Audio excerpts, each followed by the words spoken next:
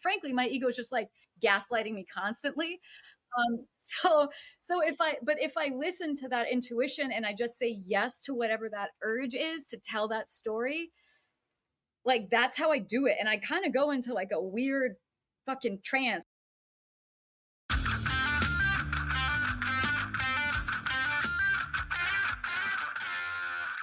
Hey, thanks for listening. Well, this weekend I survived yet another lap around the sun, and there's something different between going from 55 to 56 that makes me kind of go, whoa, all right, we're heading in a specific direction here. I couldn't be happier with the quality of my creative and personal life now than years ago. So much of that comes from a lot of faith that things will work out. It's a wonderful sense of accomplishment and luxury to chart your own way in life. I appreciate all of my years working for design firms and corporations and freelancing for design firms and corporations that I see the difference between then and now with greater clarity and a lot more joy. We didn't have a real birthday plan in place because we headed down to Atlanta to go visit Molly's sister, who's going through some pretty significant stuff right now.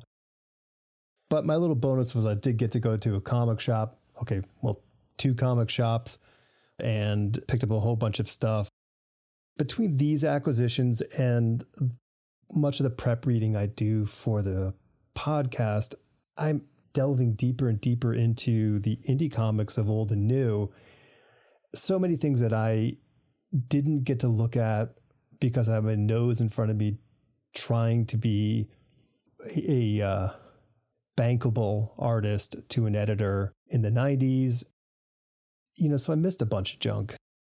But the other nice half of it is I get to talk to these creators who are making comics that weren't, or at least didn't seem to be as prevalent 30 years ago. And today's guest, Kayla E, is one of those people who I probably would have gone to college with somebody like her. I mean, she just has a specific vision. She is utilizing her great graphic design skills, her personal story, her artistic inspiration, and intuition to create these comics that mean something. They hit so hard, so deep. I mean, I'm really, really affected by them in a way that rarely do the comics hit me. There's substance here. And I feel like our conversation kind of went in that direction. She is incredibly giving in this talk to a point where I found myself giving back in a way that I don't always do. And I'm really proud of this talk, and I hope that you enjoy it as much as I do. May we all create something in our life that has this much power. We would all be incredibly lucky if that was the case. So this is me with Kayla E. It's great to see you. I'm trying to remember where you were sitting on the floor when we met. I'm trying to remember what section you were in. I'm guessing Indie Island. Indie Island, yeah. They gave me a really great spot right next to Noah Van Sciver, like facing the main aisle. Yes. Yeah. I think that's how we met, because you were like visiting Noah, and I was right next to him. He's so great, isn't he? I love that man. I love him so much. He's like one of my favorite people, which is saying a lot. Like, I'm not exaggerating. I think he's like a genuinely wonderful person. Yeah. And I haven't met his wife in person, but I've communicated with Amy a lot, and I'm obsessed with her work. And I think their kid is so cute. They're just like such a great family. Yeah, he is just, I remember seeing him the previous year. And then like in that sort of that period of time, I sort of discovered all what he was doing. I'm like, oh my gosh. And then he sent me the Joseph Smith book, and I was just blown away. Like it's it's so hard to write something surrounding a divisive character and not have it feel like a biased thing in any direction. Mm-hmm. Yeah. Yeah. I mean, I think it's pretty masterful what he's done. Yeah. And the fact that he can do that so well and then also write hilarious fiction and then also write like deeply moving autobio. I mean, it's like, that's really rare for someone to be able to be that skilled in all of those different areas as a cartoonist. I mean, I, for one, can only do memoir. So I definitely, yeah, I'm in awe of him for sure. Yeah, no, I really just, it is that show is such a great, it's just a great slice of brilliance that you get to step into and look at these people who are doing work that, you know, they're not getting huge attention for, but they're doing it at such a high level at whatever the things they're focused on. And Noah just like, he puts things out. Like he's prolific. Yeah, he's extremely prolific. Yes. Yeah, that's the right word for it. But yeah, I love Heroes Con. It's one of my favorite fests. The people who organize it have been like exceedingly kind to me and very supportive for a couple years now. Just like they go above and beyond to make me feel welcome, which is just like, yeah, it's been really delightful and surprising and meaningful to me. I hope to always table at that con as long as they'll have me. Yeah. That's it's, to me, seems to be kind of a pedigree piece. If you can really be involved with that, I think it's just the right place for so many. I don't know, just like unique talents. And I know that sounds very almost vague in a sense, but it really is what I like to see there. Like people who you go, oh, okay, like thank you. Like it's like going, into a gallery. You know, and you see some work and you go, whoa, I was in New York and there was this brief week. I went like in August and it was like 1,000,000 degrees in the city. It was horrible. And I hated walking to and fro. And I walked by this gallery that had been there forever, never really paid attention. And I'm like, oh, I'm going to go inside. I go in and they had just one single piece in the gallery. That's it. Oh, wow. That's bold. Totally bold. And someone had taken basically old VW bug, exterior pieces. Yeah. And riveted and welded and whatever, and turned it into a conch shell. Huh. That's hard to picture. 6 feet. I have a picture of it, I think, somewhere. I'll send it to you. Yeah, I'm curious to see that. And and then they sort of did this inlay on the inside of, I don't know, I'm not sure what material they used. So it had that sort of that really pale buff color to it, that pale sort of peachy buff on the inside, like a shell would. And it was really, really captivating, but just, that's it. Wow. I mean, it sounds like if you're going to just have one piece in a gallery, that kind of sounds like the piece to put in a gallery. Yeah. It sounds like it like definitely held its own in that space. It sounds really lovely. Yeah, it was great. Kudos to them. Their desk manner. The guy had no idea about anything. He had no idea who the artist really was. And I felt this is a shame because I'm really curious and asking questions and I just, no answers. But I walked away with a notepad. That was pretty good. They gave me one because they didn't have any business cards. Okay, not bad. Yeah, it's interesting. I'm starting to be able to visualize what you're describing. And I've like in my work and like both my fine art work and my comics work, which I see is the same thing, but I visualize God as a giant oyster. And so I actually have in mind this, I'm planning an exhibition. I'm having a solo show in LA next fall. And I'm actually going to be, I don't know if I'm going to fabricate it or like buy an actual giant oyster, but I have an idea of suspending this oyster like from the ceiling and putting this like little sculptural version of my child self inside of the oyster. Mm-hmm. So to represent the image of me being held by God my whole life.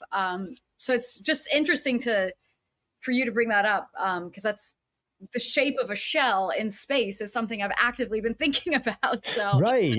Yeah. And also, I guess it dovetailing, tangentially into my wife's piece that I sent you, the image of her suspended piece. Like it was, and it's funny. I had a friend who saw the piece the other day and was just as blown away from seeing it in person as they were on images, because they had interpreted it as a dimensional, sort of like a cone shape, that it was going back and it wasn't just this flat disc of hand woven fiber. Yeah. And I looked at the picture. I'm like, oh, I can totally see what you're saying. I can see that it has a sense of dimension to it. So I love the idea of suspended pieces. And when she's sort of like, hey, here's my sketch, I'm like, cool. And then I walked and I saw it the next, next week. And I was like, oh my God, she made it and installed it in 1 week. Wow. It was, yeah. Your wife sounds like a badass. She is a badass. She seems really cool. Yeah, she's very cool, and she does some pretty kick-ass stuff. So I get to be front row seat to it, so which is pretty cool and terrifying at times, Yeah. Well, where do you guys live again? I keep forgetting. We're in Asheville. Oh, you're in Asheville. Yeah. Okay, cool. Wow. I don't actually know if I really registered that. For some reason, I thought you lived up north, but wow, that's awesome. Cool. Yeah.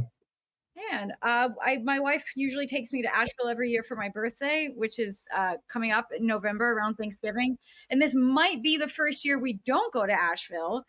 And I'm kind of feeling like maybe we should. It's been a tradition now for years and years and years. We always go to Asheville and we go antiquing and eat at some of my favorite spots. It's just a cozy tradition. Yeah, it's a really good getaway.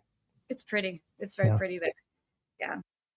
So I think it's interesting that you say that how you connect your comics work and your fine art like together, because I remember being introduced to the world of graphic design in the late 90s, like officially understanding what it was. And I recall the head of the department, I was teaching there, but I was able to take classes, and audit them. Yeah. So he was like, oh, it'd be really great if you could incorporate your comic book illustration work into your graphic design. And I could not parse that. Like, it made no sense to me, because one was sort of this, they were just very different execution in needs that I couldn't jive with. I get it much more so now, but I love that you have that instinct of going out. You can see them both sort of servicing the same thing. Yeah. I appreciate you being able to see that. I also definitely empathize with you just like being prompted with that and being like, what the fuck am I supposed to do with that? Because if someone had suggested that to me as like an exercise, I would have been so confused and probably pretty resistant to it. I think the only reason why it works for me is because it just has kind of developed intuitively. It's not a practice that I've ever done intentionally. I just identify as an artist, a creative person. And it depends on so the medium I choose, whether it's like comics or sculpture or fiber art or whatever, is just like the medium is in service of the idea. So I'll have the idea and then I'll be like, oh, like, does this make the most sense to communicate this digitally through a comic? Or like, should I make like a giant pillow out of this? Or like, is this a nightgown I'm going to make on my sewing machine? Like, just what the fuck is it I'm trying to say? And how can I best like represent it in the real world? And so that's kind of how I try and communicate to other people that I see it all as the same practice, because I know from the outside, people do not see comics and fine art as being the same thing. They are definitely compartmentalized and treated very differently by all sorts of people.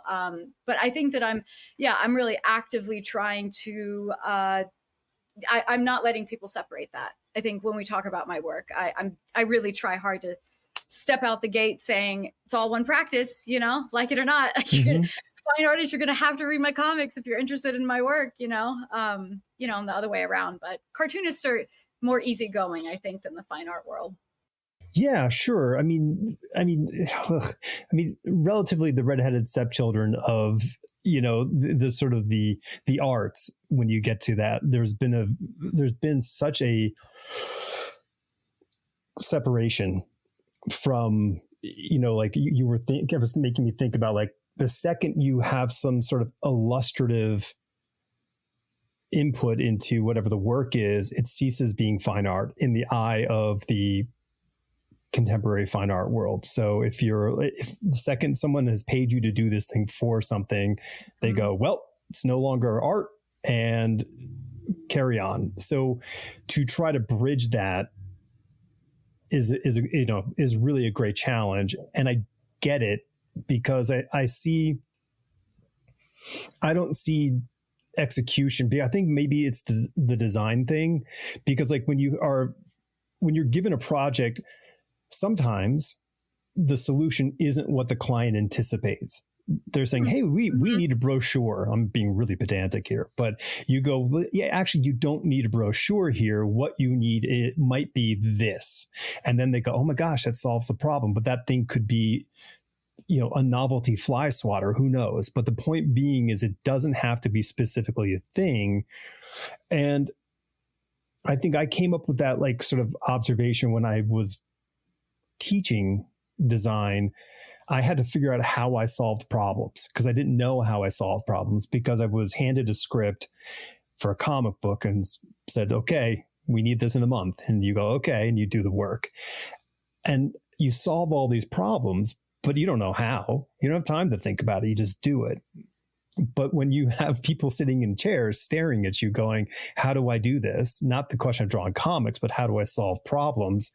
You have to kind of look and say, well, what is the goal? So whether you say it's sewing or it's making a piece of furniture or whatever the thing is, you have to figure out how to translate that idea in your head into hopefully the best real world application. Yeah, I think that's right. I think I'm really lucky in a way, because I like entered the visual arts identifying as a fine artist, which I think in some ways has given me like a lot of freedom and like confidence to feel like I can execute these ideas in any form. And I think that like I started becoming interested in comics, like seriously interested in comics, my freshman year of college and undergrad. And so I was like doing a lot of autobiographical work in my painting. And I just like felt like I had permission to just start making comics and seeing that as a part of my larger practice. Whereas I think a lot of people who start as cartoonists, it like there's such a cultural, like people are so shitty about comics. People don't take cartoonists seriously. I know a lot of cartoonists who don't even feel comfortable identifying as artists, which just like blows my mind. And I really, that's crazy. That's so crazy. But it's like, I think that's like the larger, like a societal issue of devaluing the work that we do. So I think depending on like sort of what angle you come into, I don't know. I think I just got lucky coming into because fine artists are just like, there's this confidence that's sort of built into the practice, of, I don't know. I mean, I find it nauseating, but also liberating, if that makes sense. Does that make sense? Yeah, no, because I think there's a very strong cultural framework around fine art to, be ballsy, be brave, do the thing, do the thing like really. I mean, I almost got kicked out of art school because of that, because I thought I was being encouraged to do something and I did something completely foolish, which was, oh Lord. Yeah. I mean, it was not a smart move on my half what I did, but the idea, my execution was brilliant, but unfortunately I picked the wrong surface to do my idea. And I thought like, oh, well, I'm going to be praised for my, my boldness. And of course, like the security guard doesn't give a shit about what I was trying to do, but what I was doing was against the, the rules. So, it took a lot of, cajoling and backpedaling to get out of it. But there is that thing that like, if you are breaking the rules, whatever they may be, as an artist, you are praised for that effort. And I think that's especially in our sort of postmodernist era of art. Like it's not 100 years ago where people going like, what are you doing? Why, looking at, even go before that with the Fauvists, like people would freaking out because you're just painting in color versus form, So I get that. So, I mean, for you to say, all right, well, I'm going to and it is autobiographical for the most part, fine art. I mean, unless you're just painting landscapes, Yeah. Or Even then, yeah. No, for even sure. then. Yeah. Yeah. Yeah. I absolutely, I mean, I think it, from personal experience, all the art I've made has definitely been an exploration of the self in some way. Yeah.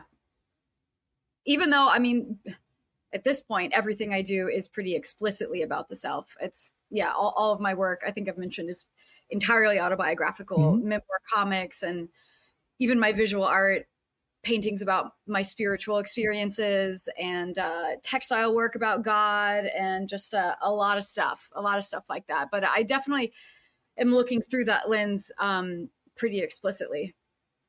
Because I mean, in the book work, it's it's clear what you're Yeah, saying, and yeah, even though I see you working at 2 or 3 levels in the same piece, like you are telling a visual linear narrative in a piece, majority linear, then you're having a narrative, you know, narrative going on, and then you have the verbal narrative that's going on. So they aren't all exactly the same thing. Like they are working at different levels, which is kind of, it's cool. thank you, I Yeah. appreciate that. Yeah. Yeah. It's nice. Well, Yeah, it's a hard tightrope to walk. this sure is. Yeah, it's the only way I'm interested in telling my stories at this point in my creative practice, though. It's just the way my brain is working right now. It's not even something that, like, it's making comics is just difficult. I think just, well, the kind of comics I make are just extremely triggering to write and to draw. But I don't actually find the building of the comic difficult. It's like very instinctual. Like I just am like drawn to certain decisions that, as long as like I follow my impulses and I follow whatever sort of instinct I have, that's like kind of putting me in the directions to like pulling out like this public domain imagery and like working from this, and then like using this kind of color palette, like all those things. It's just kind of like, if I say yes to whatever my impulse is, the piece makes sense, the comic makes sense, Mm-hmm. and it ends up being like compelling and multi-layered. And I think that ultimately, like the format, or the way that I choose to approach my stories, I'm trying to communicate like the existential experience of trauma, and not just like the literal experience of it. And I never like really draw explicitly what happened to me. Like I'll draw scenes of violence, but they're usually like contextualized within some kind of like story. Like, so there's a scene where my mother spanks me at the end of this like Cinderella story, but it's within the narrative of it, and it's not actually like a drawing of when my mother used to beat me, you know. So I find that like working in this way and like pulling all of these different elements and like referencing different things with the text and with the images, it really has been an effective vehicle for communicating pain. um, at least that's what my readers have told me. And I believe, because I've read my work back, and it's so utterly distressing. Like it just like sends me into a spiral, and I'm like, oh my fucking god, this is like horrific, you know. Um, so I think I'm onto something somehow. Yeah. Well, yeah, and I can vouch for it. It's rough, and it forces it for me. It forces a sense of examination into my own upbringing. Fascinating. Yeah. Yeah, Okay. because I read it and I go, and while I don't have all these parallels, but I have events in my life that you go, yeah, that really probably wasn't the best thing to do, for a parent to do. But you don't know any better when you're a kid. You just make the best of it. I mean, you had a page where you had all these notes that were written to your mother when you would go away to your father's for the weekend. And that whole sensibility of worrying about your parent, is a very strange dynamic. And I can recall that because on more than one occasion, my parents were really, really super depressives. And it was very hard being a kid, Oh, fuck yeah. Wow. engaging with that, because, I would spend Saturday mornings and Sunday mornings trying to wake my dad up, like to get him out of bed. That's a lot, dude. Because he wouldn't Holy get shit. up. And it's just one of the, but when you're like 9 or 10, That's all you know. There's Yeah. no framework for you to go like, well, this is just screwed up. You're going to have to figure this one out yourself, man. And what, none of that stuff happens. You do the song and dance, hey, whatever it is to make the event, the outcome be what the outcome should be. I don't know. It's just that kind of stuff. And you examine, you go, oh, fuck, like, so your work is it's evocative in that sense, Yeah. I guess if someone's open to it, it's evocative.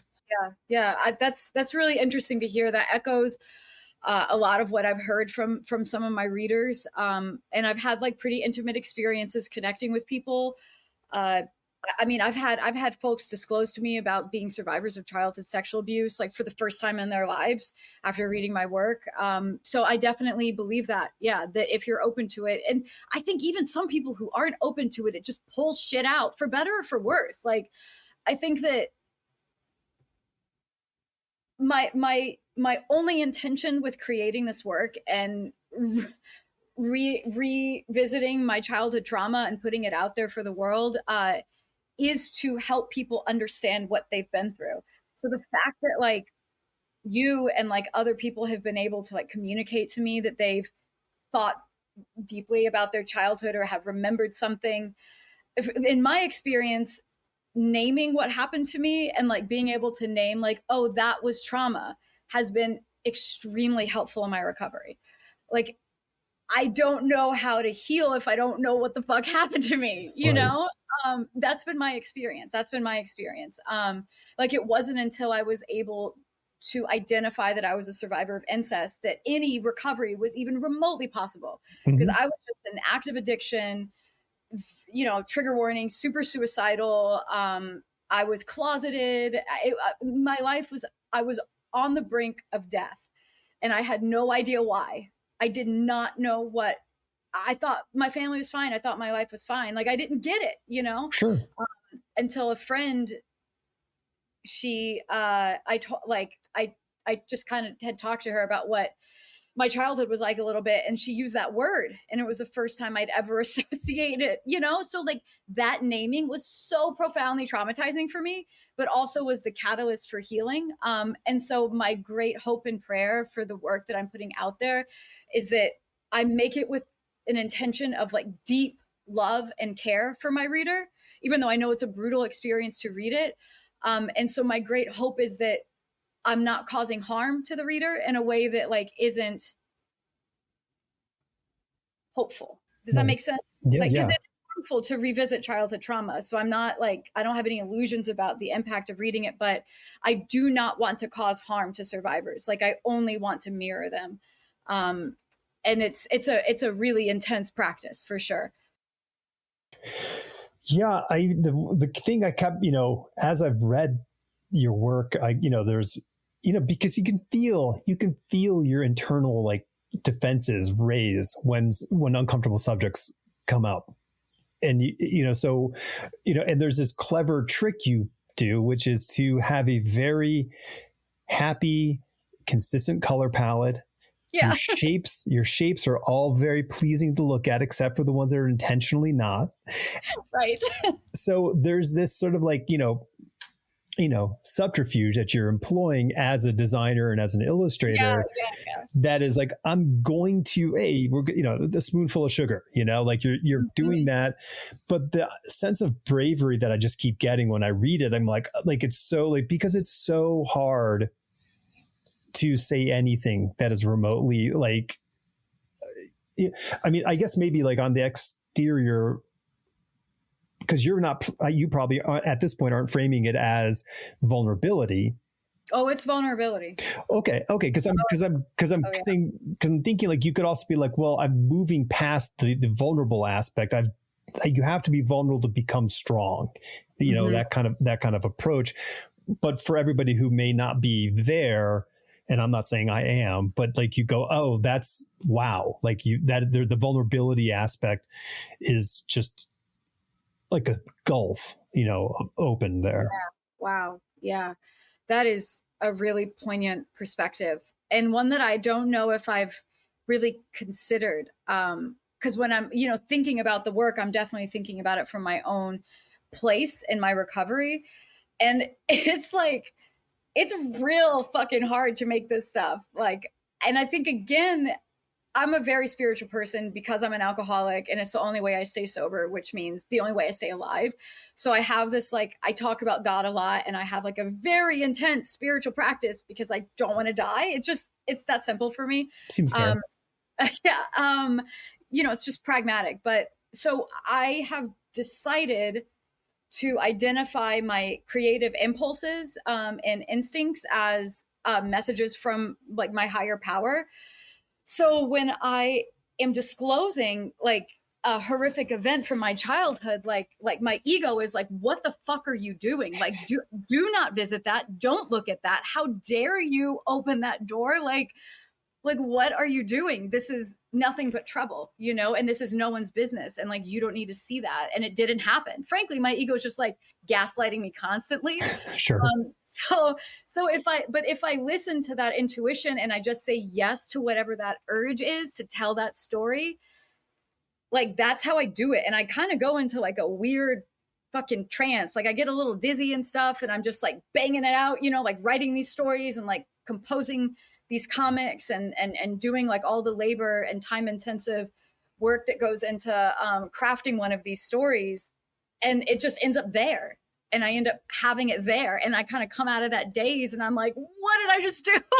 Like, and I used to go back in and edit shit out because I was like after I would like have one of these creative experiences or whatever. And I'd be like, there's no way I'm ready to talk about that. Yeah. So I would just cut stuff, and I've gotten further along in my like recovery, both in my sobriety and my trauma recovery, that I've revisited the work that I've censored and I've uncensored it. And I've actually gone deeper into the work because I'm just at a different place now, mental health wise, where I'm able to have this written down and put in a book forever. Like I take it real seriously. It's so serious what I'm doing. Like it's a real big deal. And I don't have any family anymore. I don't have any family. So these decisions I'm making creatively are not just like intellectually interesting to me. Like they have very serious real life implications.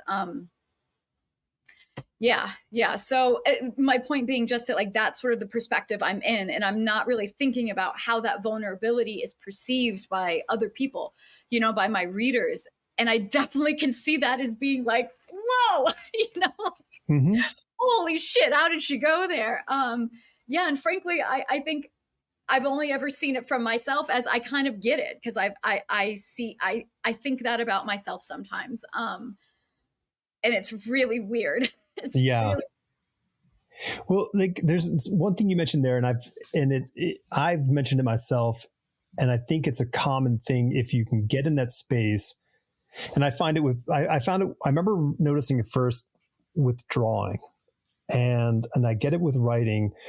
It's that you said it as dizzy. I get it as a sensation of like a roller coaster right before the drop, Yeah. No, I get that. And I think that's the space, this sort of liminal space of creativity where the stuff is just coming out.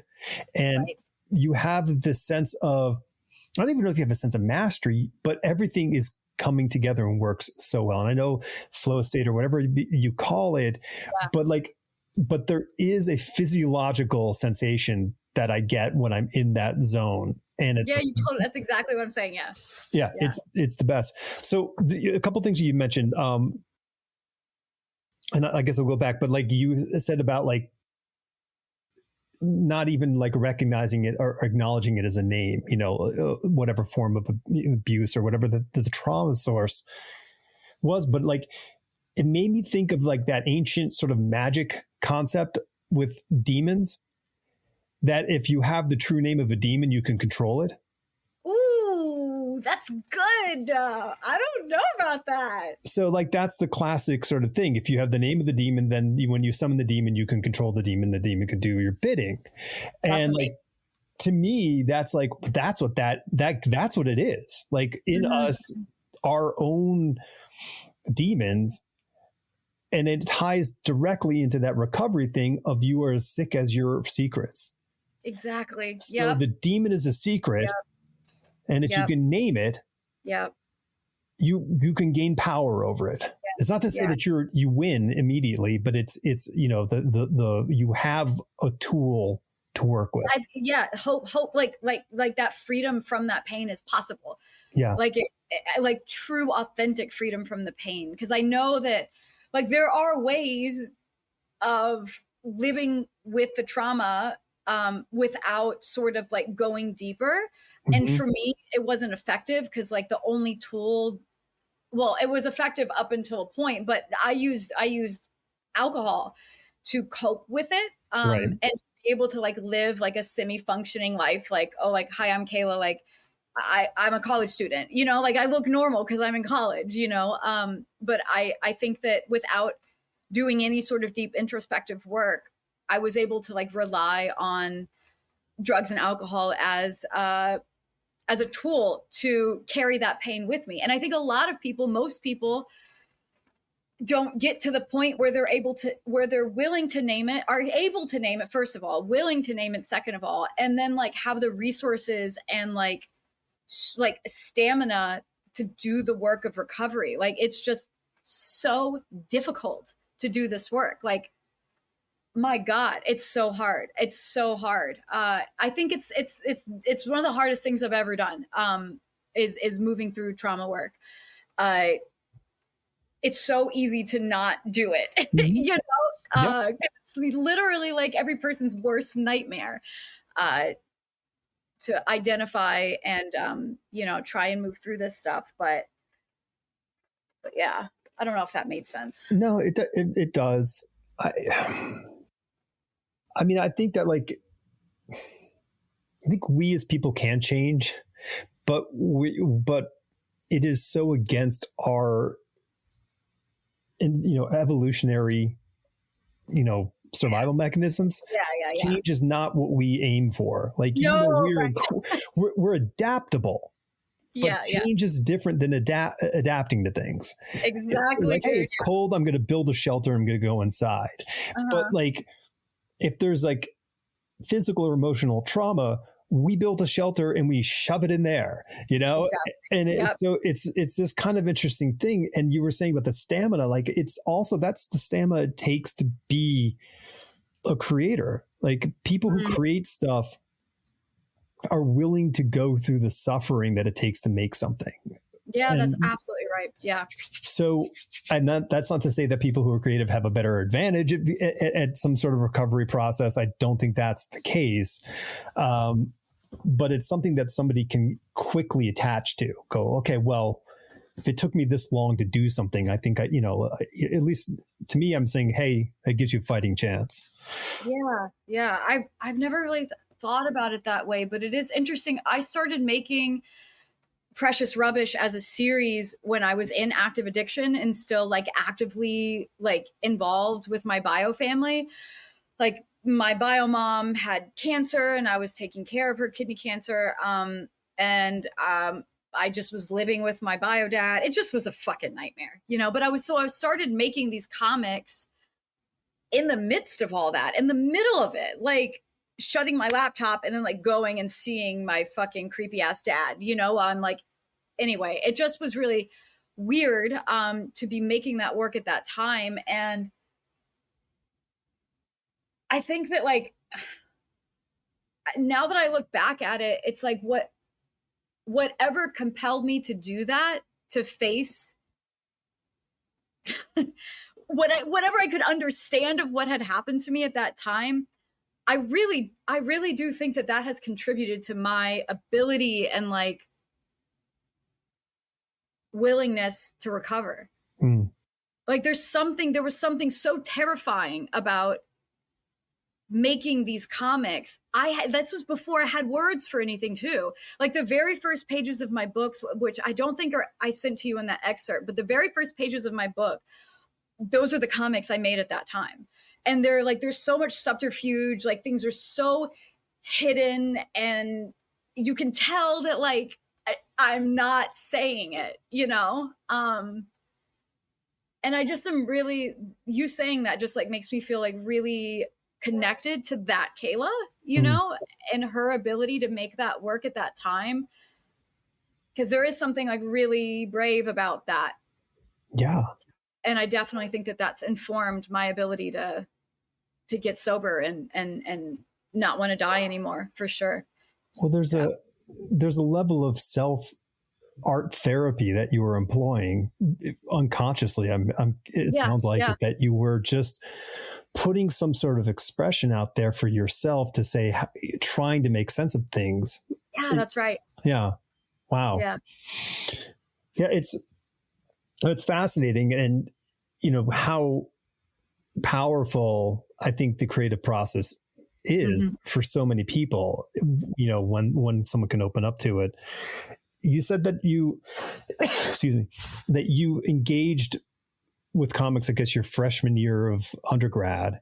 Mm-hmm. So what were the things that you were engaging with, and what did you see in comics that made you go, oh, this is not just High and Lois in the cartoon, in the newspaper?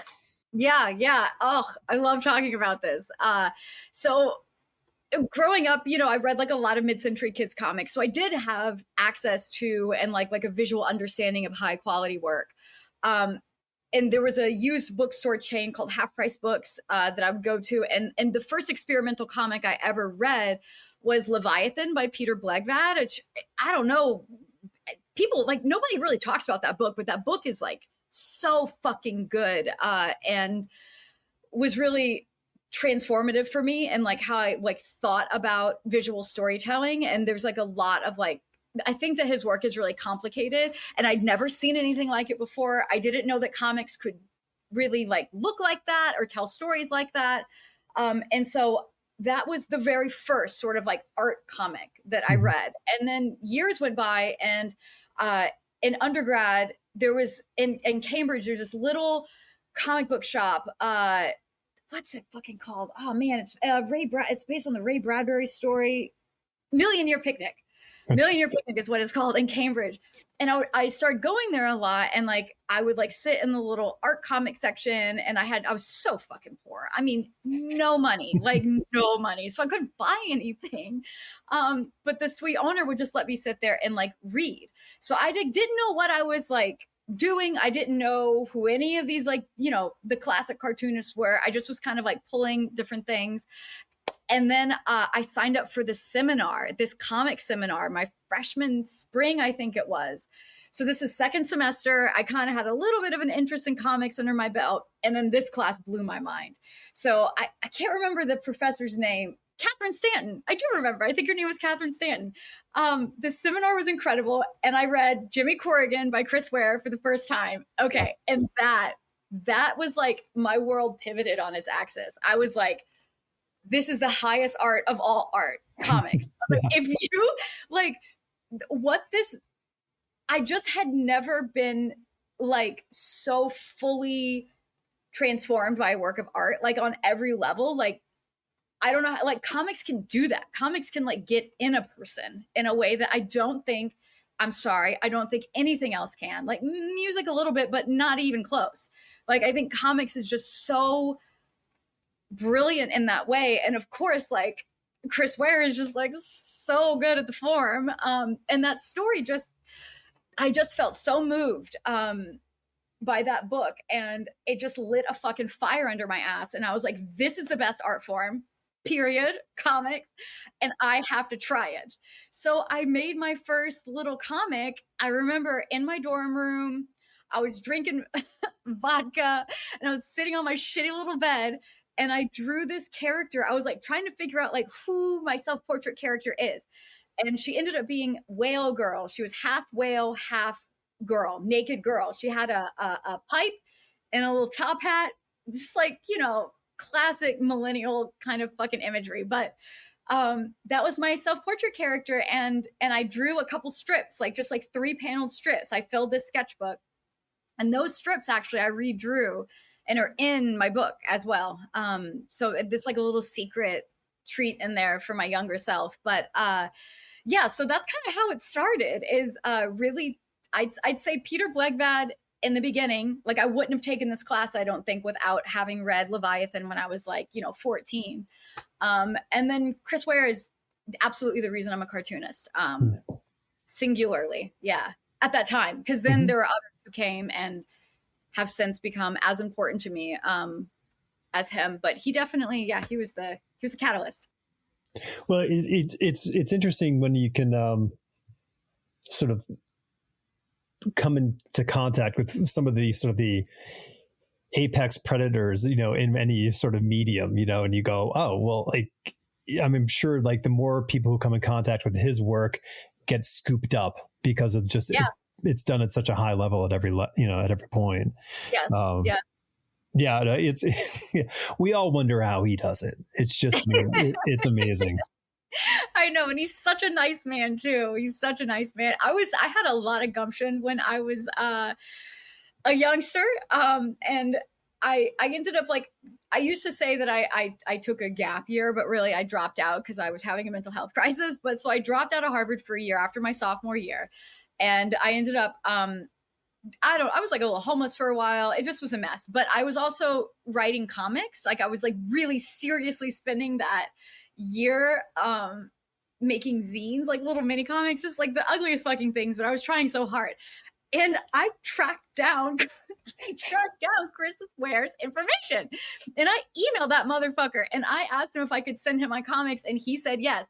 And dude, ever since then, we've been pen pals. I swear to fucking God. It's the craziest thing. Like, it's been well over 10 years that he's been like writing to me. And like I send him all my new shit and he writes back. And I've got this stack of like postcards and little drawings, and he sends me like little rare ephemera. It's just so cool.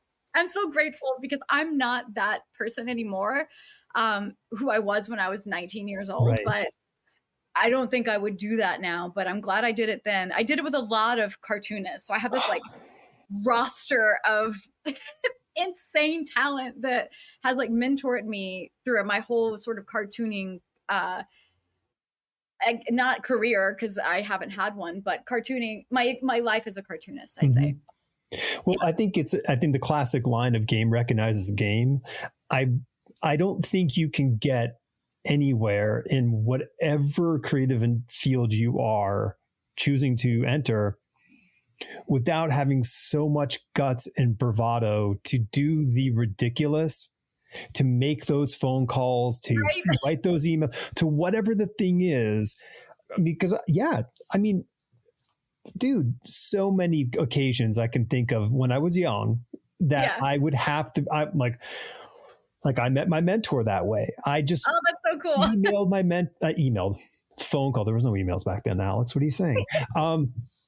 I was calling my mentor almost every single day at his office till when he finally called me back at the door, the floor, phone for the dorm room, like someone's like, knock, knock, knock. Hey, you got a phone call, and you get them, okay, so who are you? Why are you calling me all the time? Like it was, but that kind of stuff is what gets you in the door. It's what gets you somewhere, because everybody who has gotten somewhere realizes they had to do that too. Nobody was handed something. Nobody who of merit was handed anything. That's right. Yeah.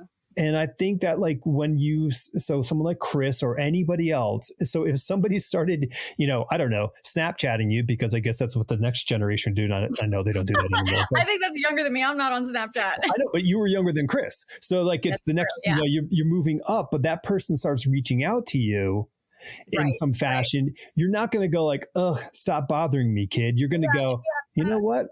I remember being that way. Oh, yes, exactly. Yeah. Exactly. Yeah. I mean, in some ways, like, I don't necessarily celebrate that that's what it takes to, I don't know, make it or whatever. Because like during the time when I didn't have that gumption to put myself out there, I was still making high quality work, but no one was reading it, because I was like, I had a lot going on mental health wise. And so I just didn't have that like clarity of mind to like prioritize my career in any way, you Sure. know? And I think that there are so many like brilliant artists out there who like are not at a place where they would be like, hey, Chris Ware, do you want to read my comics? But like, fuck, Chris Ware really should read their comics. Do you know what I mean? Yeah, It's like, totally. yeah. And listen, we're not advocating everybody who listens to this to cyberstalk Chris Ware and send him your stuff. I think it's impossible to track him down now. Yeah. He's Right. probably learned a lesson. Yeah. Unless you have a telegraph machine, you're not getting in. Yeah. But it's like, it's super like, but and it's tough. Listen, I get it. Not everybody has that internal idiotness that is able to go like, what's the, Right. you know, I mean, like Exactly, because I don't think I took into account the sort of the you know, the sort of the second order effect of what I was doing. You know, my goal was this, and I'm going to do this. And so reality be damned. And that's kind of sort of that guiding principle, but it's not always the smartest move, but, and I get that not everybody can just jump in and do something reckless. And, right. so I don't want to make someone who is afraid of doing that feel terrible, because they shouldn't. No, it's a really buck wild thing to do. Yeah, totally. Yes. So Sorry, go ahead. No. I mean, so I'm just trying to kind of form it together. You gapped, you know, gap year. You know, nice thing about those kinds of schools, they're happy to have you come back. They're desperate to have you come back. Yes. Yeah, they don't want dropout rates to go high, so they're like, please come back. Oh yeah, no, and we will officially write down gap year. You know, I mean, like they're very accommodating in that respect. Yeah. I knew how to sell it for sure. Totally. They had a brochure ready for you if you didn't know. So what were you studying there in your undergrad? Visual art, which they called it, just classic fucking pretentious Ivy, visual and environmental studies. Yes. Like, what does that mean? But so there were two different like branches of that. And so I did the studio art branch. So I was like, I learned traditional, like really traditional oil painting, color mixing, how to build stretchers, just like classic sort of fine artist education, which was great. Actually was really great. I love the art program there. And it's the I mean, wow, my GPA like I had a 4.0 in my department, and outside of that, I won't even tell you. I mean, I was struggling, you know, I was really struggling. And that department and like the professors that I had there were just really great. And they saw me and they saw my work and they saw what I was trying to do. And they just like were fucking kind and supportive. And that was really important for me at that time. And I hustled, man. I hustled and I worked so hard. I was so scrappy. I was sleeping in the studio, like, wow, like not even going to bed, just like crashing, getting up, making art. Like one of those types of kids, you know, chain smoking and like taking shots and just like painting, making absolutely horrific art too. It's so funny looking back at my undergraduate work, and like these professors took me seriously because they were nice people, you know, but I mean like just graphic violent scenes of just like torture and rape, and I would make these like sculptural paintings. I don't even want to describe to you what it looked like. And it was like 8 feet tall, weighed like 300 pounds, and had like a giant sculptural violent figures coming out, like committing horrible violence. And I just got taken seriously as an artist, and like that's pretty fucking rad, you know. And was really important to like build that foundation of confidence, I think maybe is the word, but just like maybe self-delusion that like I can just like I'm just gonna make whatever I want to make. Like I'm just gonna explore those instincts. I think like permission, that's the word. Yeah. That kind of respect gave me permission to make the art that I think I've always needed to make. And not everybody has had that experience at Harvard, specifically in that department. I don't know why I honestly don't know why. Maybe I had good luck with the particular professors that I worked with, but I know a lot of people who have a very different perspective. to say about their time and VES at Harvard during the time that I was there. Hmm. So I definitely am not speaking with like a broad strokes at all, just only my personal experience. So did you transition straight to a grad program, or did you go out? No, I did not go to grad school. Oh, you didn't? Okay. All right. So No. you hopped out, and then what was your worldview at that point of what was going to happen? To me? Yeah. Man, dude, I did not fucking know. Yeah, well, it like shit hit the fan for me mental health wise, which is why I dropped out, because I tried my hand at therapy for the first time, and unfortunately like the mental health services at my school were not equipped for the kind of like tremendous trauma that I was bringing to the table. And so during intake, like it was like, have you ever experienced this? Has this ever happened to you? Do you have this? Like, do you do this? Do you engage with this? Like all those things. It was just like check. I'd never had an inventory like that in my life. I had never even known that that the answer yes to these questions indicated that anything was wrong with me. You know, I just had never considered my drinking, had never considered whatever, you know, all that stuff that kids do that's not safe. And that's what really was a trigger for like a very serious mental health crisis, because I had no tools to then deal with the aftermath of recognizing all the shit that I had survived.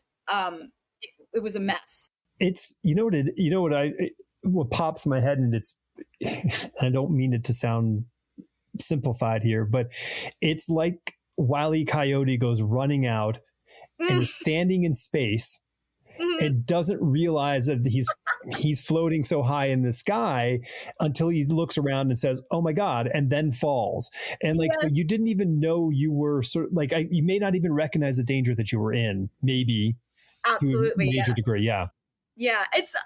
I'm obsessed with the fact that you brought up Wile E. Coyote, because like I think about Wile E. Coyote so much, like in terms of like that visualization specifically of the anvil too, and like how that relates to my work. So just fucking awesome that you thought of that. But yeah, no, I had no idea what that meant. I didn't know what was going on with me. I didn't know. I like entered a pretty severe like dissociative state after that. And I remember trying to reach out to my therapist, and he told me to go to the emergency services. And I was like, I don't want to do that. That sounds scary.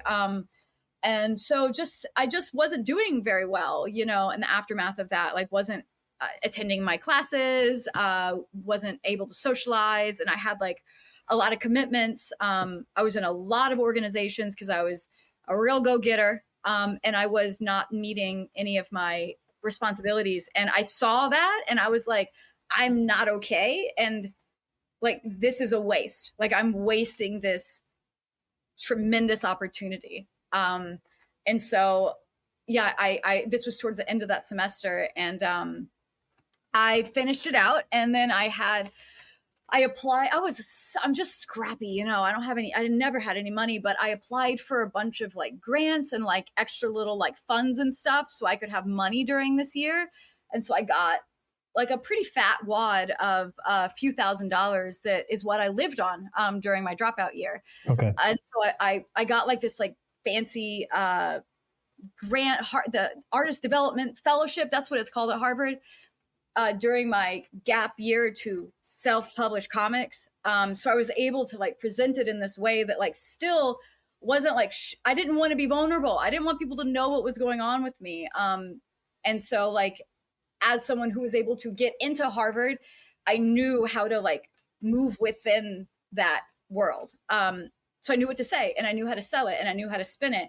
And I was able to like take a leave without anyone thinking that I was the fucking basket case, you know.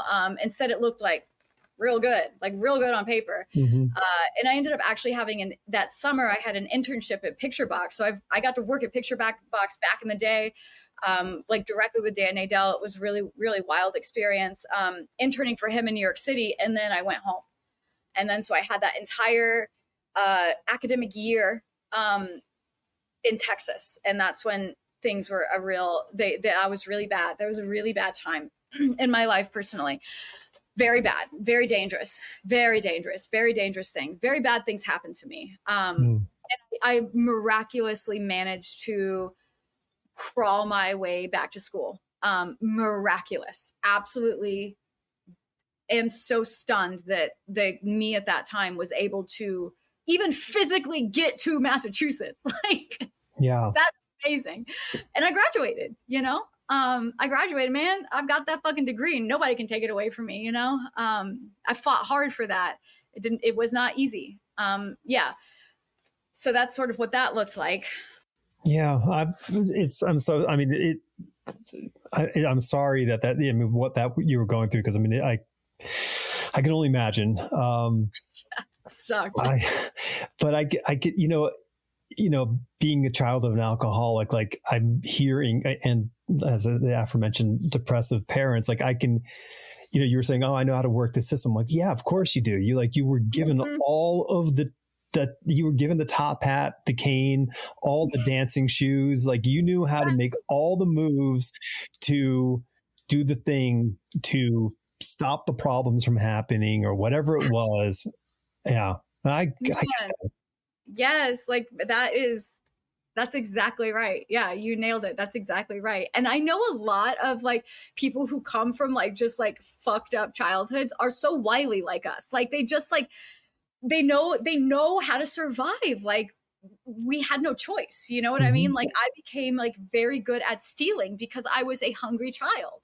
You know what I mean? And so like there's just a lot that the ability to like be a successful kleptomaniac is something you can kind of carry into your life like later on, like trying to survive and like get by in other situations, like that's just an example. I'm in AA. I've made amends for all of that stuff, and absolutely no longer steal and do not condone it. It's just an example of something I had to do for survival that formed my personality, and definitely allowed me to, yeah, no, I was just a scrappy kid. I was just a lot, I was just alone.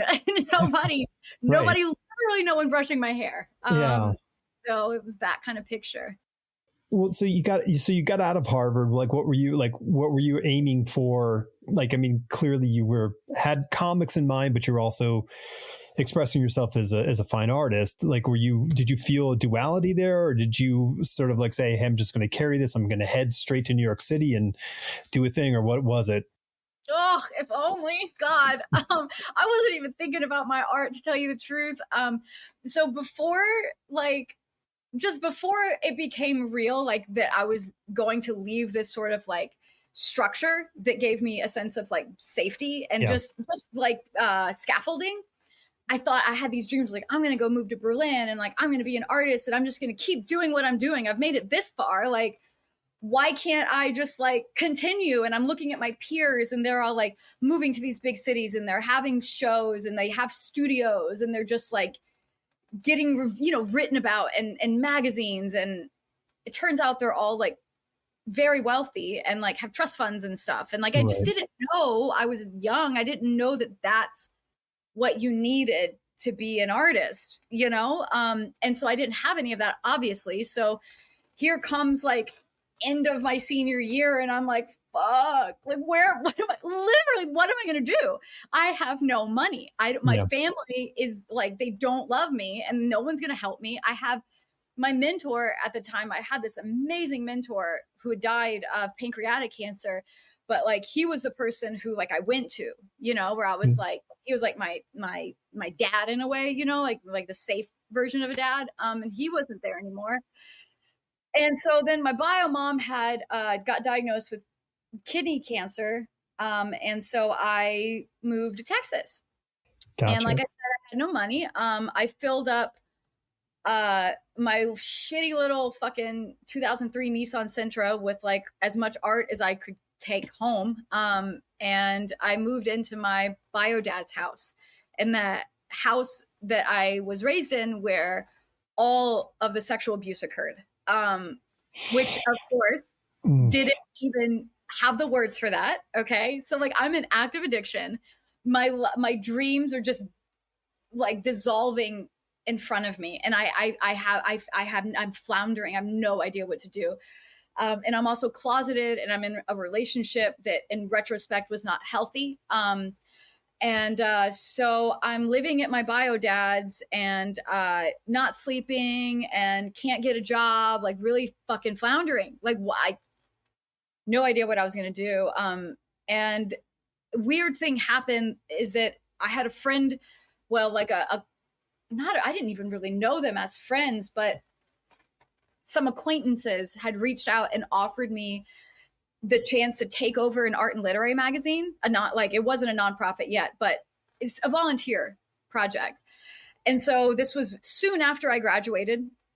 And I said yes, because it gave me a thing to like look at every day, you know, like, oh, I now run this magazine. Like gives me an identity. And that definitely was an anchor for me for the years. I ran that magazine for about 10 years. I actually recently stepped down. Wow.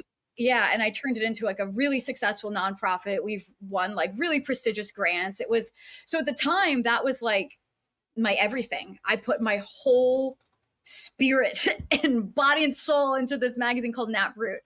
And eventually like through that was able to like meet people who that gave me the idea to freelance design. So I taught myself design. I was like, this being an artist shit is not working. Like how I can't get a studio. I'm literally like making art in my childhood bedroom where I got molested. Like this is not what I had in mind. Right. You know, it isn't like a studio in Berlin. Like it's not. It really is. And that house was disgusting, dude. Like so dirty. I don't have to get into it. Yeah. It's in my book. But so I'm making work there, and I'm like, this isn't happening. I'm not making it as an artist, and I don't even know where to start. So I taught myself design, YouTube, fucking YouTube. And I was like, I got to make money, you know, I got to move out of my dad's house. So I start freelancing as a graphic designer and being able to like use my contacts at this magazine to kind of kickstart. Like the first gig I had was through like a little like literary program. And that was like my first like gig, you know, I made like maybe $300 from it, but like it got me going. And so then I just was like, that's kind of how I made living from there on out, like meager living. About max before I got sober, the max I ever made was about 13 grand before I got sober. And this is an adult woman with a Harvard degree, you know, that's how mentally ill I was. I was struggling. But yeah, so I just nurtured that magazine and like worked as often as I could to make some money. And so that was the years after college. Yeah, I moved out of my dad's house, and I just was continuing to live with this this man, and I was with him on and off for about 8 years, drinking myself to death, and you know, enjoying codeine as well. So that's kind of what my life looked like. I wasn't in New York to answer your question. Okay, well, that's all right. But you know, thinking about that magazine, like how that ties into what you were saying about yourself, like if I'm profiling here, but like, you know, taking the scrappy aspect and then that sort of that sense of taking on too many, you know, clubs and activities that sort of, but you were able to marry the scrappy thing with this sort of extraneous thing, which was this, you know, this sort of volunteer magazine opportunity, but you were able to take that and then continually like work that towards something versus, you know, because younger you would have just been distracted by that and not progressing on something, but you were able to sort of like see that, I guess, as some sort of like internal lifeline that you could at least hang on to this, stay focused on that. I mean, it's like, you know, I'm not in recovery, so I don't know all the things, but like the idea of having something that you can focus on, something that you can apply your time and work, you know, your ethic to work on something, the more you can make advancements on these things. Like you go out and you clean your car, you feel better about yourself because you've taken care of the disorganization that, you know, that sort of tickles in the back of your mind. So I get that. And then you like were able to teach yourself skill sets, which and I say this to everybody, like there is a 14-year-old kid in Eastern Europe who will teach you anything on the computer. Just go to YouTube. They're everywhere. Yes, yes, yes. That's why, I mean, like, no, I did not go to grad school, like Yeah. there's YouTube. I certainly didn't have the money or like the wherewithal to navigate applications. I had actually like visited some schools because that was another vision I had for my life that just didn't materialize. Was I thought I was going to go to grad school. Like I'd like visited Yale, I visited NYU. I just, I like visited the departments and like talked to people when I was in college, but that did not materialize. But yeah, it is what it is. That's the situation I was in, and I made something of it. I probably could have done better. But well, I mean, listen, we can all get into that cycle of self-hatred of, thinking what we could have done better. No, I know, but I mean, it's an easy thing to slide into. What were you trying to prosecute, like emotionally or conceptually, when you were sitting in that your childhood bedroom making comic books? Like, was there sort of like an internal thing you were trying to prosecute? I think the only thing that I could probably have articulated at that time was I actually, like, the work I was making in that bedroom physically were these giant paintings that were so bizarre. They were like, it was like, so the idea was that the giant painting was like a section of my body. And so like with Kayla being, say, like 20 stories high, I don't even know what it is, but it just looked like skin. So it was like this like huge canvas with like greasy looking flesh tone. And then I would take dolls and I would like cut their hair and put glue on it. And so then I would sprinkle the hair. So it just looked like maybe like a giant close up of a thigh. Okay. So it's real weird, but that's the kind of work that I was making in that bedroom. Like the pictures I have of that time, like that's the work that's in the background. So I was starting to think about my relationship to my body and like how fucked up that relationship is, how sick that relationship is. And I now have a word for it. It's called body dysmorphia. I didn't at the time, but so I think that's what I was interrogating, is trying to sort of like figure out like what's going on here, like, I don't know. I was doing a lot of performance work at the end of my time in undergrad. So I did like video art and performance work and comics and painting. And I did like a giant wheat pasted poster, filled up a whole wall, all kinds of stuff. And that work was sort of like the seeds of interrogating my body. And so then after that, that's what I was making. And then the comics work, I had no words for that. Mm-hmm. I had no words for that. The reason that all of my comics are digital is actually a really interesting story. When I moved back to my bio dad's house and I was super sad, just so sad, broken person, I took like almost all the art I made in college and I threw it away. Away. And I regret it so much. But I was just like, I'm worthless. Like this takes up too much space. So like, I don't deserve to have this space anymore. So then I like slowly transitioned to being only a digital artist, because it took up no space in the world. And I've actually just become so comfortable with the form that I've carried it on, but I don't feel that way anymore about myself. But yeah, so I was making this digital work, the comics work, and I don't know, man. I couldn't tell you what I was getting at. Yeah. I really didn't know. I see now, I can see it, because what was happening in my life at that time was so explicitly related to childhood trauma, because I'm like living with my abusers. So clearly I'm like trying to work through that and understand safety, and like, are these people safe or are they not? Like, they're my parents. Do they love me? They have to love me. Duh, they love me, of course. The answer is they don't. But at the time I was like, they have to love me. So I'd say that early work was probably interrogating like those questions of safety and love, because I was actively living with them very closely. It was my whole world was my bio family, my mom, dad, and brother. Like and my ex. But that was the only community that I had in my life. It's fucking crazy. But Jesus. It's it's miraculous and wonderful of what you're creating from that. I know, yeah. Like it's not like, because it doesn't have that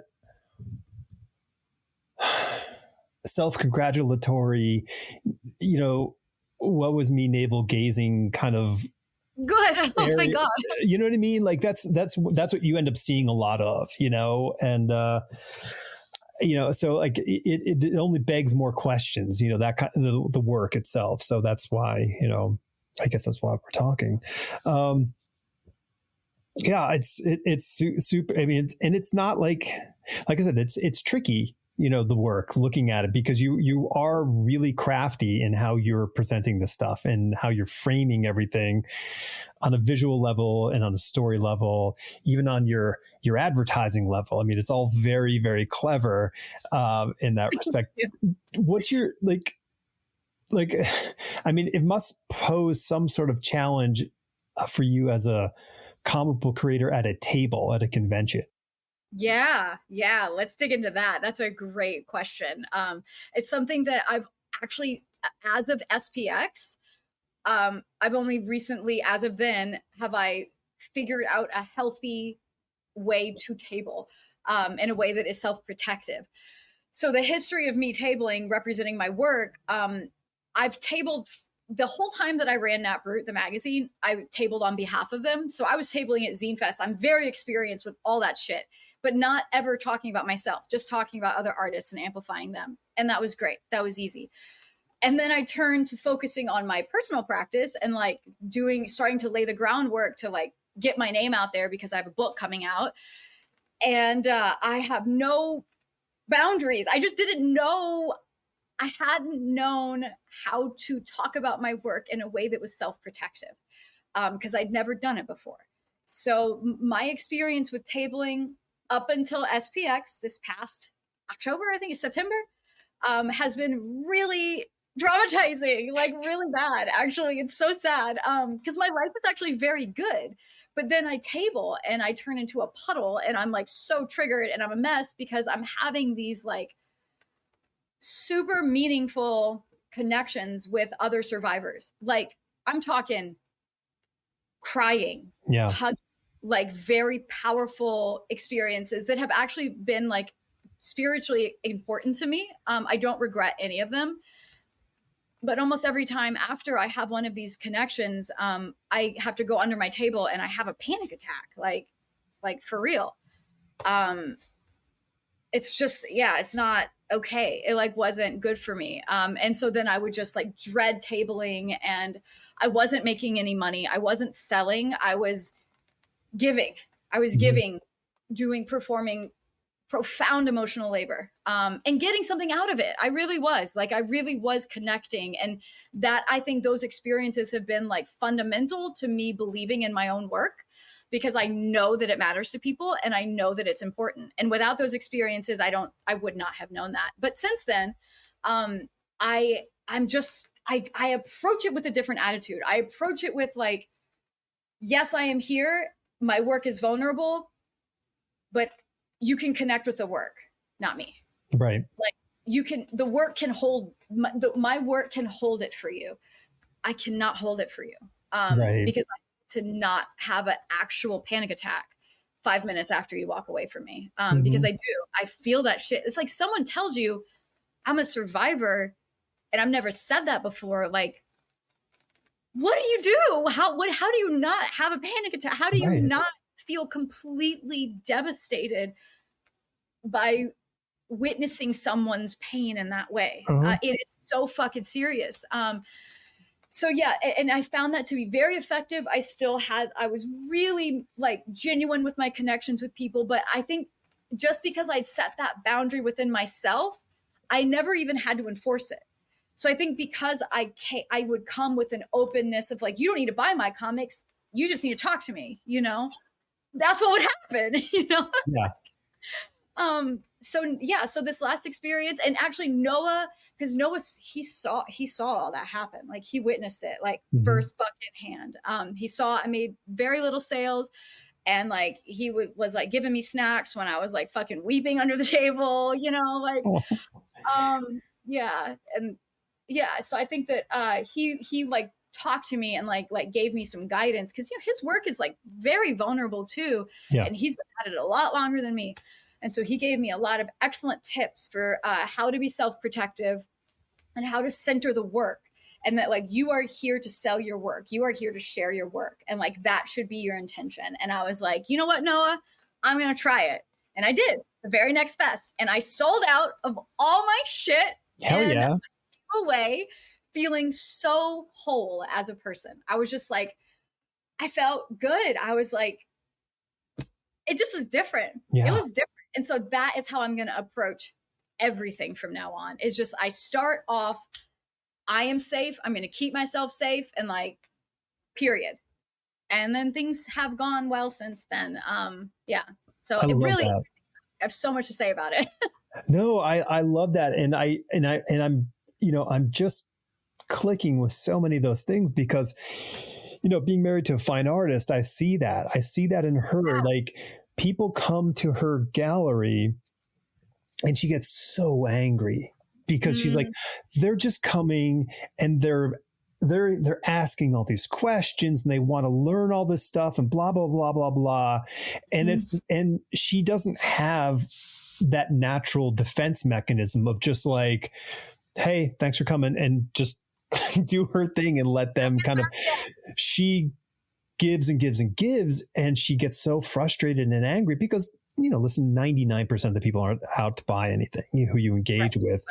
And it's such a, like, so your engagement was such a fine artist's approach of, you know, oh, let's connect. Let's have, you know, versus like, you know, hey, I did this work. Let the work fucking connect, you know, like that's the, wow. Yeah. And it's so funny because like I don't know any other cartoonists who, it must be, I wonder if it's a fine artist thing, because other cartoonists, they're like, what are you talking about? You know, No. like, what? Like, no one's No. ever close to me. Why would they? They just buy my comics and they leave, you know? And I'm like, wow, that would be nice. But that's so interesting, man. I bet your wife and I could talk forever about that. Oh yeah. Yeah. You know, listen, I think the, you know, children of broken homes, children of, parents with addiction issues, like we're primed for that sort of, you know, emotional sort of, bleh. We'll just give you all the emotions and all the attention and connection you want. And the other people who aren't, they're sort of like, they're head down, they're doing their work. They're, you know, like they'll answer the question and they just continue doing the thing. And we're just like, we like throw everything to the side and go, the lights are on, let's do a thing. Yeah. Exactly. Oh my God. You totally get it. Like, exactly, dude. 100%. Yeah. I've always been like that too. So yeah, no, I mean, it's, I get it. You know, thanks mom. Thanks dad. Because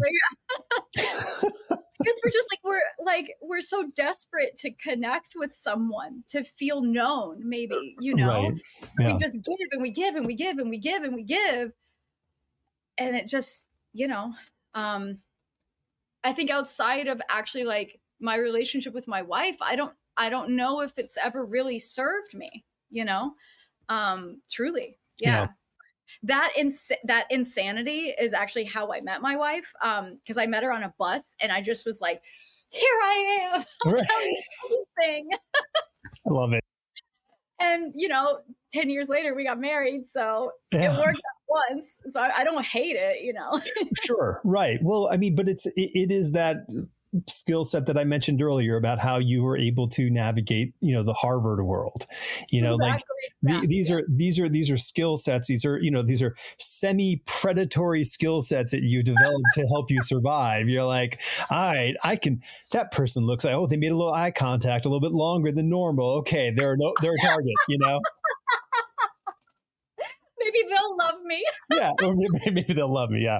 Honestly, that's like the foundation of that instinct, is like, that's why I've always had like mentors, and I've always just like tried to be I want to be good. Please let me be good. I'll be perfect for you. Just please. and then maybe you'll love me, you know? And I think that like that definitely somehow got my ass into Harvard and like got me where I am now. Like my life is like fucking dope, literally living out my dreams. And I think that that skill set definitely carried me through. But for me, like it's just this, it's like my little 6-year-old self, like truly trying to be as good as possible so that you'll love me. Like it's so sad. But yeah, that's definitely like all the fancy people I've ever met in my life, like who I've wooed and all that. I've just always just wanted so badly to be seen and to be cared for, you know? It's tough. I mean, it's real tough. But you know, I guess with that hard work that we were talking about earlier, you can get through all these things. It's not, you know, nothing is finite. And, you know, we all have the capacity for it. It just, we may not be able to see it or feel it at the time, but it's there. Yeah, I think that's right. Yeah. And I think with recovery, I've been able to transmute all of those like survival skills into something that has been like really, really life affirming, and something I have the self-awareness so I can see what I'm doing. I can talk about it. If I see that like it's not serving me, like I have tools to examine that and like move in a different direction. So like even like my mommy daddy complex, you know, like I've done a lot of work to investigate that and to have much healthier relationships with older people in my life, and not just like immediately desperately hope that they'll be my surrogate mom. You know what I mean? Yeah, like that's a really unhealthy dynamic. So I think that, yeah, it's been a lot of work, but yeah, it's been really helpful to have self-awareness with that. And the desire to just not live in a toxic way anymore, you know, because I think for me personally, a lot of that helped me survive, but it also was very bad for me, you know, and bad for the other person. It sets up a really unfair dynamic for me. Yeah. Yeah. Well, we should, we should look out for ourselves first and foremost, but we should also be wary of our actions to how they impact others. Right. So you're putting all this stuff down and you're making things with this, you know, your life and your creativity. Tell me about the book. Oh, yes, I'm so excited. It comes out February 2025. I'm going to have a big launch event at Princeton. So I'm a Princeton Hodder Fellow, which like that supported the completion of the book. And so early February, I'm going to have a dope ass fucking event. The book it's good. It's a good book. It's a good book. You got to read it to find out. Follow me on Instagram at precious.rubbish. You can see little snippets of it, but the book is it's a collection of all that work that I've mentioned that I made during that time, like, you know, with or without the words to explain what was happening to me. And I've taken a decade's worth of autobiographical comics, and I've sort of lightly re-examined it with my current perspective on the trauma. Some of it heavily re-examined, fully rewritten, fully redrawn. But like the skeleton of like that work is in the book, and then just an enormous amount of brand new content which more aggressively interrogates the trauma. And it's all like done in the style of mid-century children's comics, so like I use those comics as like a vehicle to tell these stories. So everything in the book is referential, and I have like a very fat index in the back of the book where I attribute like where all of the referential material comes from. And it's like you said, it's very fun to look at. If you flip through it, it's like bright, beautiful colors. I'm a designer, so you know it looks fucking hot. And then you read a little closer, and it just sucks you into hell. Gotcha.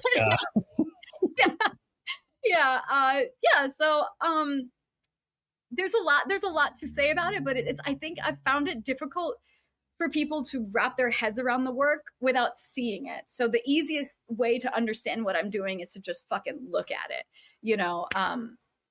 So that might, if people are curious. Sweet. They can Google. Yeah. So wait, I want to make sure 2024 or 2025? 25. I pushed it a year. Okay, yeah, good. I pushed it there. Excellent. Yep. Got to get my ass back in therapy before I put this out into the world and can't take it back. So right. Yeah, it's always a challenge. Even with every episode, I go, okay, Well, I said stuff. I'm just going to put it out there. Right. It's no fucking joke. It's no Yeah, joke. Yeah, for the most part, I just block it out and pretend like it didn't happen. But sure. with the book, it's kind of hard because I'm going to go on tour and shit, and like people are asking me questions. So yeah, I have to be really, really ready. And I made a commitment, and I will be ready. I'm not ready yet, but I will be. That's okay. You'll get there. Yeah, I will get there. I know Yeah, I yeah. will. Yeah, totally. Well, thanks so much for talking. This is You. I've been looking forward to this for a while, and I mean, you got the nod of encouragement, from Noah. Like he's like, you definitely need to talk with her. I was like, all right, and Oh, I love that, man. yeah, and this was an absolute like. I mean, it was a pleasure. It was hard, but it was a pleasure. Good, good. Yeah, Yeah, I hope, as always, just talking about this shit. Yeah, it's hard. yeah. Yeah, I hope, I don't know. Yeah, I hope you're okay after like talking about all this stuff because it's hard. I can build a little shelter and shove it all in there quickly if I need to. Okay, good. That's what I'm about to do. Yeah, no, it's just. I mean, this is like. I mean, I hope when every time I have a conversation with a creator, I'm trying to outline that it's not just. None of this has to do with how many people like it on Instagram or whatever social media. Like there's a hard level of work in life that you have to do the thing that you want to do. And it's not just this, it's not about attention. It's about doing the thing. And some people do things that are directly reflective of who they are and their life's experience. Some people do things that take super many hours to complete because of the detail that they involve with that. But nothing is easy. That's true. That's right. Yeah, I think we both can attest to that. Yeah. All right. Well, Kayla, I really thank you. Yeah, thank you. This was a delight. Yeah, I really, really appreciate you wanting to talk to me. Yeah, it means a lot.